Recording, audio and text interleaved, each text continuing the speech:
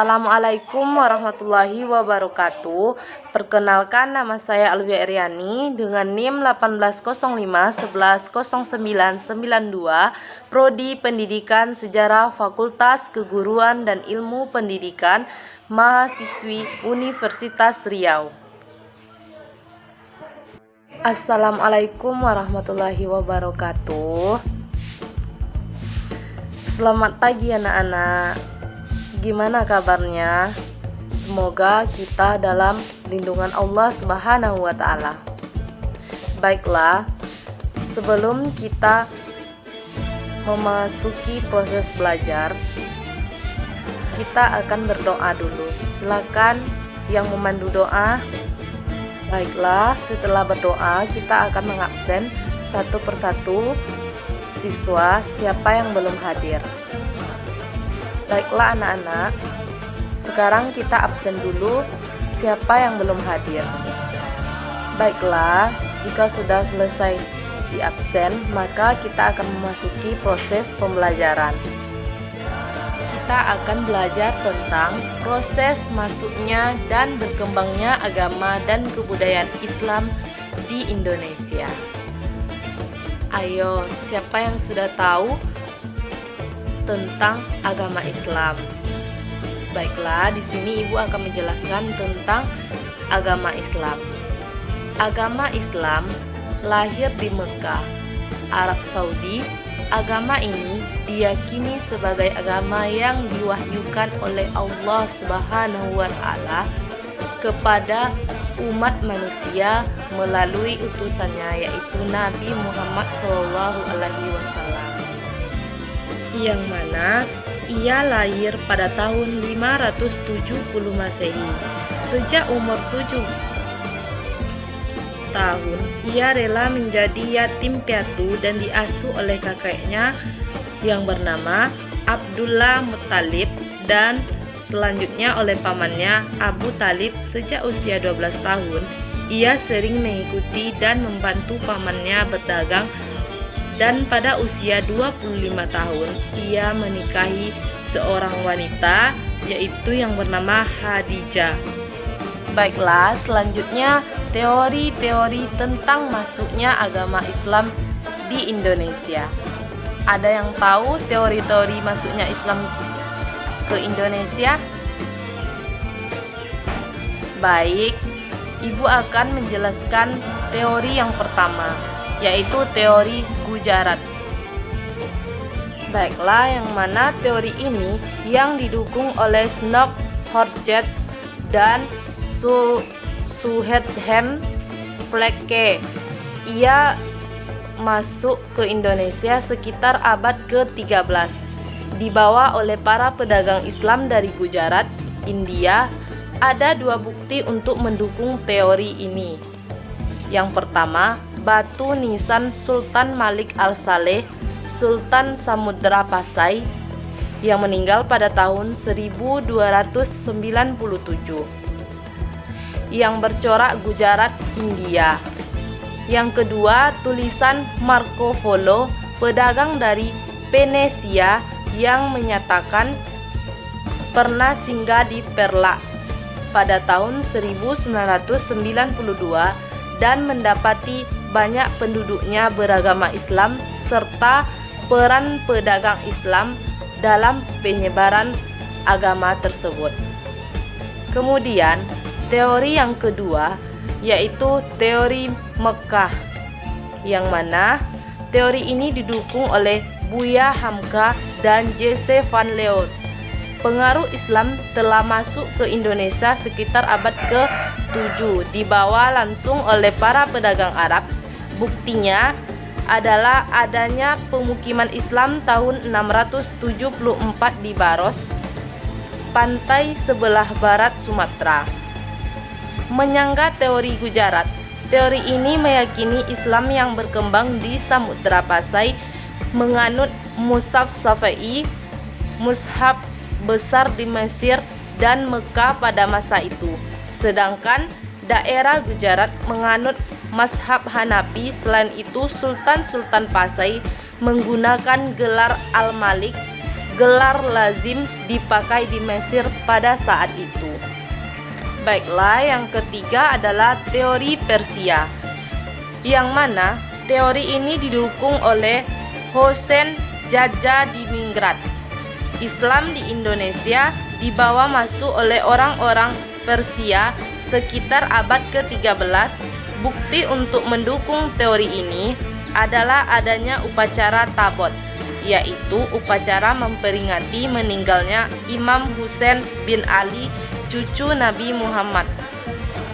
Di Bengkulu dan Sumatera Barat, Tabu setiap tanggal 10 Muharram atau 1 Asyura, ada kesamaan antara ajaran Sufi yang dianut Syekh Siti Jenar dan Sufi Iran beraliran Al-Hallaj. Lalu, teori manakah yang benar? Dari tafsiran terhadap ketiga pedagang itu, umumnya orang menerima bahwa Islam sudah masuk ke Indonesia sejak abad ke-7. Namun, baru berkembang pesat pada abad ke-13.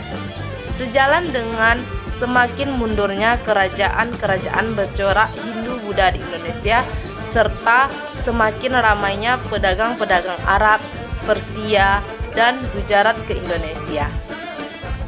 Selanjutnya, saluran-saluran penyebaran Islam di Indonesia, yang mana proses masuknya dan berkembangnya agama dan kebudayaan Islam di Indonesia pada umumnya berjalan dengan damai. Karena itu, mendapat sambutan yang baik dari masyarakat, baik kalangan raja, bangsawan, maupun rakyat biasa. Tentunya, hal ini didukung oleh faktor-faktor. Yang pertama, syarat memeluk Islam sangat mudah, cukup dengan mengucapkan kalimat syahadat. Tata cara peribadatan Islam sederhana, tidak perlu persiapan yang rumit. Kemudian, Islam tidak mengenal pelapisan sosial seperti halnya agama Hindu dengan sistem kastanya. Tidak heran orang Indonesia, apalagi yang berasal dari golongan bawah secara ekonomi dan sosial, mudah menerima agama ini.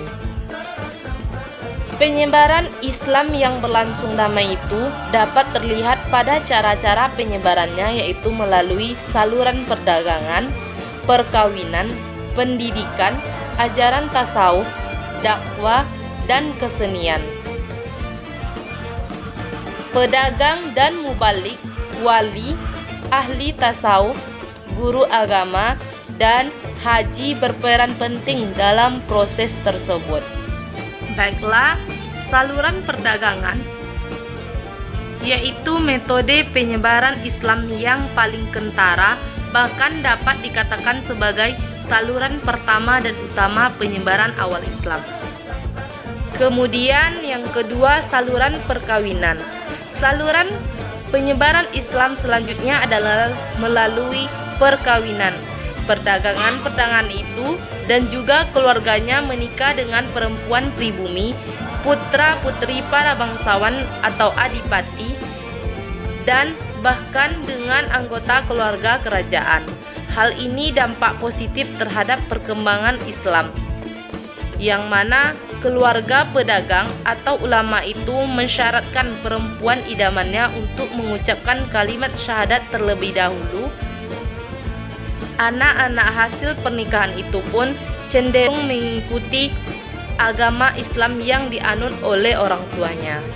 Kemudian yang ketiga, saluran pendidikan, yang mana perkembangan Islam yang semakin meluas mendorong munculnya para ulama dan mubalik. Para ulama dan mubalik menyebarkan Islam melalui pendidikan dengan mendirikan pondok-pondok pesantren di berbagai daerah.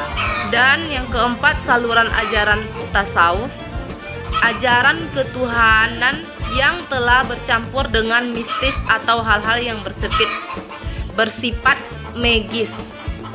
Saluran yang kelima, saluran dakwah, yang mana penyebaran Islam tidak dapat dilepas dari peranan para wali. Ada 9 wali yang menyebarkan Islam dengan cara berdakwah, yang disebut dengan wali songo. Kemudian yang terakhir adalah saluran kesenian. Agama Islam juga disebarkan melalui kesenian. Beberapa bentuknya telah disebutkan seperti wayang oleh Sunan Kalijaga, gamelan oleh Sunan Bonang, serta gending lagu-lagu yang berisi syair-syair nasihat dan dasar-dasar ajaran Islam. Selanjutnya kita masuk ke kehidupan politik dan sosial budaya Indonesia pada masa perkembangan Islam, yang mana masuknya agama Islam ke Nusantara secara tidak langsung membawa perubahan terhadap kehidupan politik dan sosial budaya Nusantara dan bidang politik. Konsep dewa raja yang bercorak Hindu atau Buddha, di mana raja dianggap sebagai titisan dewa, diganti dengan konsep Islam Khalifah. Dalam bidang sosial budaya, pengaruh Islam tampak setidaknya dalam beberapa hal. Pertama, tidak dikenal lagi sistem kasta atau pelapisan sosial sebagaimana dalam agama Hindu. Dan di sini ada kerajaan-kerajaan yang bercorak Islam. Yang pertama adalah Kerajaan Samudra Pasai, Kerajaan Malaka, Kesultanan Aceh, Kesultanan Demak, Kesultanan Mataram, Kesultanan Banten, Kesultanan Goa atau Taloh, Kesultanan Ternate, dan yang terakhir dari materi yang telah Ibu berikan tadi, ada yang belum mengerti? Baiklah, kalau sudah mengerti, mari kita simpulkan pelajaran pada hari ini. Baiklah, kalau sudah mengerti dan sudah paham, Ibu cukupkan. Semoga ilmu yang kita dapat hari ini bermanfaat untuk kita semua. Baiklah, assalamualaikum warahmatullahi wabarakatuh.